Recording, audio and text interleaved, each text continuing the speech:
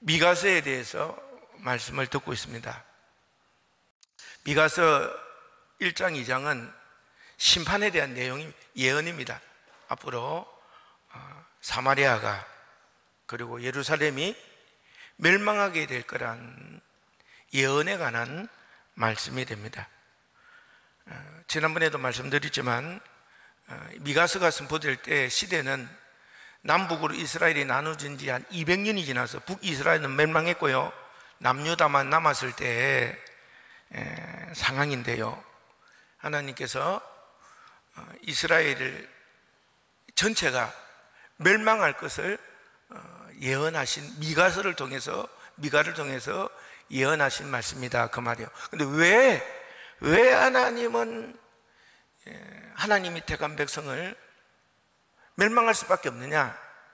그 설명이 자기중심적인 이기주의가 너무 만연해서 공동체가 파괴되고, 이 공동체가 파괴될 뿐만 아니라 삶이 파괴된 것뿐만 아니라 영혼이 잘못되었다는 거죠. 죄가 뭔 줄 알아야 되고, 악습이 뭔 줄 알아야 되고, 불순종이 뭔 줄 알아야 되고, 양심에 의해서 사람이 판단해서 구분을 할 줄 알아야 되는데 이게 사라져 버렸다는 것입니다.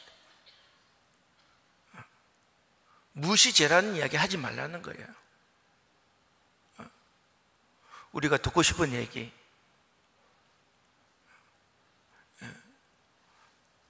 얼마나 영적으로 부패인가를 말씀하고 있습니다. 그래서 이스라엘 백성은 반드시 멸망하실 것이다, 이런 말씀인데요, 오늘 말씀은 그럼에도 불구하고 이 야곱은 이스라엘 백성들을 향하는 말씀이고요, 특별히 지금 신약에서는 우리를 향한 말씀입니다. 아멘입니까? 하나님이 택한 자들, 예수 그리스도의 사람들을 향한 야고바 할 때 우리를, 지금 이 자리에 계신 여러분을 향하는 말씀이라는 것을 기억하시기 바랍니다. 내가 반드시 너희 무리를 다 모으고, 내가 반드시 이스라엘의 남은 자를 모으고 그들을 한 초소에 두기를 보설의 양떼같이 하며 초장의 양떼같이 하리니 사람들이 크게 뜯을 것이라, 이렇게 말씀을 하고 있습니다. 근데요, 하나님께서 지금 말씀하시는 것은 뭐냐면요, 분명히 그 이스라엘에 하나님이 멸망할 거라고 미가 선지자에게 말했던 그 시대에도 그 시대의 대부분의 사람들은 멸망당할 것이 확실합니다.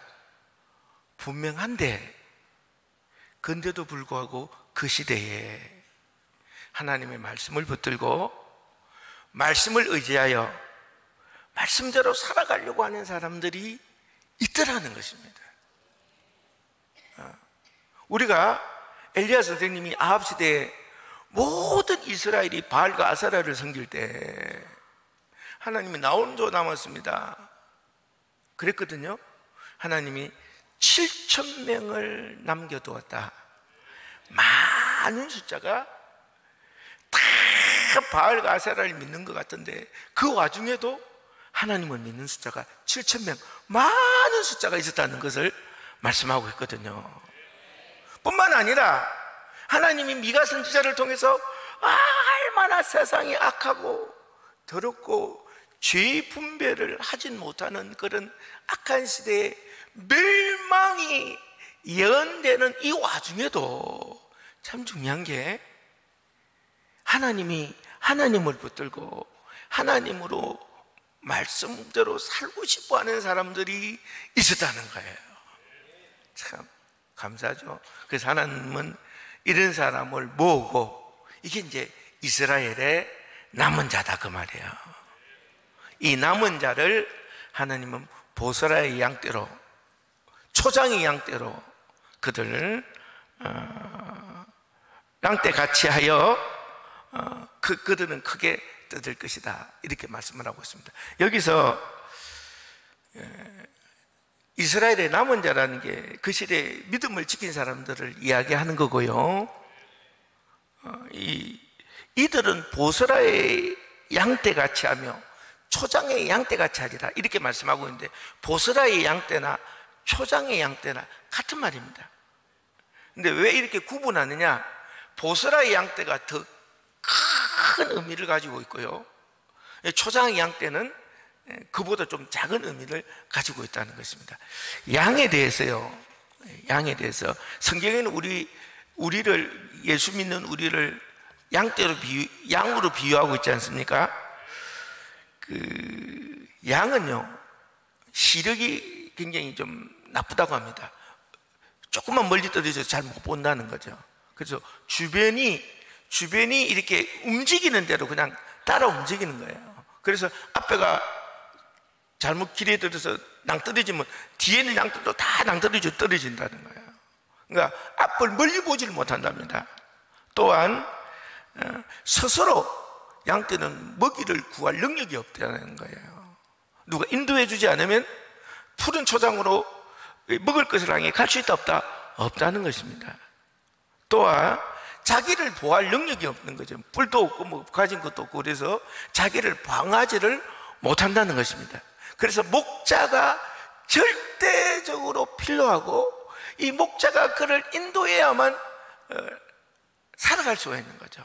뿐만 아니라요, 제가 다른 자료를 보니까, 어떤 책을 보니까요, 이 양의 털이 있잖아요, 그죠?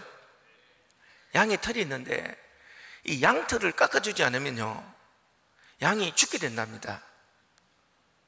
왜냐하면 양털이 계속 자라가지고요, 이게 무거워서, 양털 자체가 무거워서 나중에 걷지를 못해서 결국은 이리 걸리고 저리 걸려서 죽는다는 거예요. 그래서 반드시 목자가 양을 깎아줘야 되는데, 양털을 깎아줘야 된다, 안 깎아줘야 된다?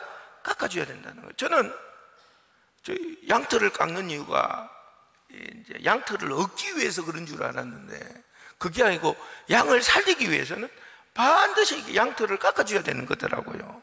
그러니까 사실은 양이라는 것은 목자가 없으면 살아갈 수 없는 존재다, 이렇게 이제 말씀을 드릴 수 있는데, 이 남은 자들은 푸른 초장이라는 것은요, 이 풀이 넓게 이렇게 넓게 있는 그곳에는 양떼를 이야기하잖아요. 얼마나 풍요롭고 풍부하고 풍성하며 안전하고 보기 좋은 것을 이야기하는 거죠. 근데요, 보스라라는 것은 푸른 초장이 아니고 광대한 푸른 초장이라는 거예요. 광대한 푸른 초장. 근데 이 광대한 푸른 초장이 있는 곳이 있답니다, 세계에서. 어디냐면 뉴질랜드랍니다. 그 뉴질랜드 인구가 한 500만 된다고 합니다. 500만. 근데요, 양이 몇 마리쯤 될까요? 예? 한 몇 명쯤 될까요? 500만 마리? 1000만 마리? 2000만 마리? 한 3000만 마리 정도 된답니다. 인구가 500만인데 양이 3000만 마리가 된다는 것은 양이 얼마나 많다는 거예요. 그러니까요, 이 뉴질랜드가 광활한 초장이 있어서 양떼들이 무한정 풀을 뜯어먹으려고 3천 마리가 아니고 3천만 마리가, 발음이 안 되는겨. 그렇게 많은 양이 뜯어먹으려고 살 수 있는 그런 광활한 푸른 초장. 하나님께서 남은 자들은요, 반드시 이게 풍성하고 풍부하고 넉넉하고 또한 평온하게 그 인생을 살아갈 수 있도록 하나님은 지키시고 보호하시고 함께 하신다, 이런 말씀이라는 것을 알 수가 있습니다. 어쨌든지요, 그 시대는, 지금 미가로 통해 말씀하는 그 시대는 시대가 썩었어요. 부패했어요. 멸망시킬 수밖에 없어요. 그러나 그게 멸망당한다고 해서 모두 멸망당하느냐? 그게 아니야. 하나님의 사람들, 하나님의 남은 자들은 하나님은 절대 멸망을 시키지 아니하고, 그들은 따로 풍성하고 넉넉한 곳에서 정말 복 있게 그들의 삶을 살 수 있도록 인도해 주신다는 말씀이에요.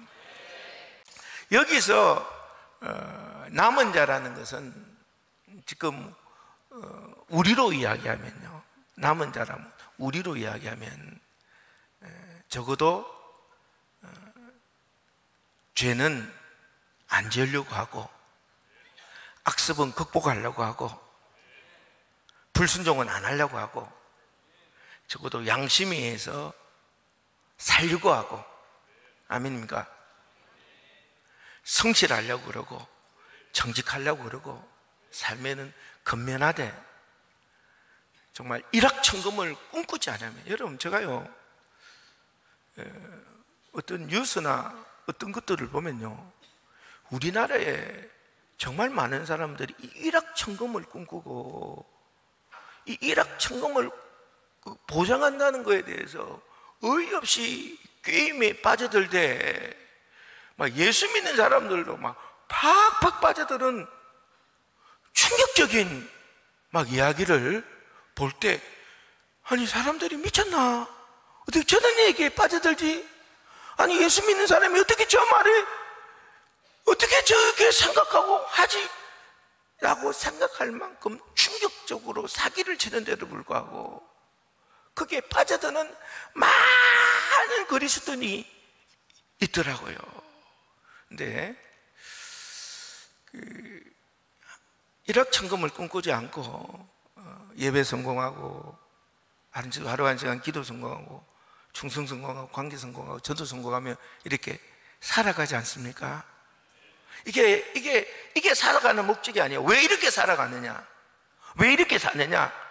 천국 가기 위해서. 천국이 나의 표대이기 때문에 그 천국을 이루기 위해서 그렇게 살아가는 거야. 아멘? 이렇게 살아가는 사람들을 지금 남은 자다 이렇게 말씀하고 있는 줄 여러분이 알기를 간절히 바랍니다. 그렇게 남은 자가 되면요, 하나님이 이 세상에 아무리 악하고요, 이 세상을 아무리 심판하고요, 아무리 이 세상에 대한 공격이 있더라고 해도 그래도 하나님의 남은 자들은 반드시 모으셔서 그들은 풍성하게 해주시고 넉넉하게 해주시고 지키시고 인도하시고 보호하신다, 그 말씀이에요. 아멘입니까? 사실 근데 이제 이 말씀을 들으면 어떤 사람은 그냥 행복한 마음이 들기도 하고, 어떤 사람이 좀 근심이 되기도 하고 걱정이 되는 사람이 있을 거예요. 왜냐하면 아무리 자기가 자기를 봐도 내가 진짜 죄를 이기고 악습을 진짜 싫어하고 불순종 안 하려고 하고 양심으로 인하여 진짜 살려고 하고 있나를 보면 좀 그런 것 같기도 하고 또 안 그런 것 같기도 굉장히 하잖아요. 성질 정직 겉면으로 살고 있느냐? 살아가려고 하긴 하는데 과연 이게 맞나 싶기도 하고, 일확천금을 꿈꾸지 않는다고 하는데 집값 오르면 엄청 좋아하잖아. 그죠? 어느 집을 사더라도 어디에 사야 되느냐, 어디에 사면 막 오르느냐, 진짜 신앙생활하기에 좋은 곳에 이런 개념이 너무 약해. 요거 한번 딱 집을 사면 2배로 오르느냐, 얼마나 오르느냐에 관심이 있다 이 말이에요. 그러니 내가 이렇게 참 내가 진짜 이렇게 살고 있나 이런 생각도 들고, 뿐만 아니라 예배 성공, 하루 한 시간 기도 성공, 관계 성공, 충성 성공하며 살아야 되는데 좀 미흡해 보인다 이 말이에요. 그러니 여러분이 여러분을 보면서 야, 하나님이 남은 자들은 이렇게 하신다는데 내가 과연 남은 자인가 보면 아닌 것 같기도 하고 또 긴 것 같기도 하고 도대체 100%의 몇십 프로인가 막 이렇게 자꾸 된다 이 말이에요. 그래서 불안하고 걱정이 들기도 한데, 여기서 남은 자라는 건요 그리스도의 완전이라고 하죠. 성화, 신학적으로는 성화라고 하기도 합니다. 우리가 성결해야 되고, 그래서 우리 성결하자 그래서 성결교회예요. 그게 다른 게 아니고 성결을 이루자 이래서 성결교회인 거예요. 그리고 그리스도의 완전히 성하거든요. 근데 이게 그리스도 안에 우리가 완전해질 수 있냐 이 말이에요. 완전해질 수 있느냐? 그거는 진짜 목표기는 하지만 우리가 육신을 갖고 있고 이 세상이 너무 더럽고 악하다 보니까 죄의 때가 묻어서 이 그리스도의 완전은 이루기가 굉장히 힘들다 이 말이에요. 그렇기 때문에 적어도 남은 자라는 것은 그리스도의 천국의 표대를 향하여 진짜 나가려고 하는 바로 그 사람이 이게 하나님 안에 남은 자다 그 말이에요. 우리가 어떤 일이 일어나면 그걸 붙들고 막 그것만을 위해 기도해. 그러나 그거는 사실이지만 내 신앙의 진짜 목표는 똑바로 살고 싶어. 하나님이 원하는 삶을 살고 싶어. 천국 가는 삶을 살고 싶어. 죄의 인생은 살고 싶지가 않아. 하나님 보시기에 합당한 인생을 살아가고 싶어하는 바로 그 사람이 그리스도의 하나님의 남은 자다 그 말이에요. 그러므로 간구하니 하나님의 심판은 인간이 미워서 오직 더러워서 심판하려고 하는 것이 아니라 심판을 해야만이 구별이 될 것이고 심판을 해야만이 그리스도인에 살 것이고 심판을 해야만이 죄에서 떠날 것 아니냐 이 말이에요. 그러니 오늘 이 말씀을 듣고 그리스도의 남은 자가 되시기를 주님의 이름으로 간절히 바라고요. 하나님의 남은 자가 되시기를 간절히 바라고요. 어째서라도 우리 말씀을 붙들고 그 말씀대로 살아가기를 좌절하지 말고 절망하지 말고 포기하지 말고 어쨌든지 주님의 남은 자가 되기 위해서 내 삶을 보면 안 될 것 같아. 내 모습을 보면 안 될 것 같아. 안 된다고 말하지 말고 그래도 어떻게 해요? 남은 자가 돼야 된다는 것이 오늘 12절에서 말씀하시려고 하는 거다 그 말이에요. 뿐만 아니라 오늘 이 말씀은요 13절에서 어떻게 말씀하고 있냐면 길을 여는 자가 그들 앞에 올라가서 그들은 길을 열어 성문에 이르러서는 그리로 나갈 것이며 그들의 왕이 앞서가며 여호와께서는 선두로 가시리라. 길을 여는 자는 예수 그리스도를 말씀합니다. 이 말씀은요 예수님이 오시기 전에 한 700년 전에 말씀이 선포된 거고요. 예수님은 700년 이후에 오신 거예요. 그리고 우리는 예수님이 오시고 2000년 후에 사람들인 거고요. 아멘이죠. 근데 지금 하나님께서 이 말씀을 통해서 앞으로 예수님이 오신다 안 오신다?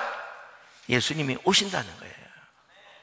그래서 성문을 열어주실 것이며 앞서가서 그 예수만 뒤따라가면 성을 점령할 것이고 예수만 뒤따라가면 승리할 것이고 예수만 붙잡고 가면 반드시 이길 것이며 축복받을 것이며 천국에 이를 것이라고 말씀하고 있는 내용이다 이 말이에요. 여러분 그런데 이 이후에 이 말씀이 선포되고 나서요 유다는 어디로 갑니까? 바벨론에 끌려가고요 또 바벨론에서 오게 되고요 그 나라를 세우고요 결국은 예수님이 오시고요 예수님께서 그들을 이제 인도에 가시지 않습니까? 아멘입니까? 이 말은 무슨 말이냐면요 우리가 하나님의 남은 자잖아요. 여러분이 하나님의 남은 자가 되면 이 세상이 돌아가는 것에 대해서 완전히 분리되지는 않아요. 무슨 말인지 알겠습니까? 이 세상과 분리돼서 사는 게 아니에요. 즉 이게 무슨 말이냐면 나라가 망했으니 남은 자도 끌려가게 되고요 비록 끌려갔으나 그 남은 자는 돌아오게 되고요 돌아와서 나라를 세우게 되고요 그리고 예수가 그들을 이끌어 가시는 거다 그 말이에요. 이 말은 무슨 말이냐면요, 우리가 이 세상을 살아갈 때 하나님의 남은 자들이란 우리들은 아무 고통을 안 겪고 아무 어려움을 안 당하고 아무 문제가 없느냐, 그거는 절대 아니라는 얘기예요. 세상이 악하니까요, 세상이 더러우니까요, 심판을 당하면 세상이 심판을 당하는데 우리가 어떻게 안전해지겠어요? 아무 문제가 없겠냐 이 말이에요. 그러나 그 가운데서도 우리는 지켜주실 것이라는 거예요. 인도해 주실 것이라는 거예요. 그게 사라지거나 매몰당하거나 없어지거나 끝장나지 않는다는 거예요. 즉 여러분, 우리가 하나님의 남은 자도 살지 않습니까? 우리에게 아무런 문제가 안 일어난다, 이게 아니에요.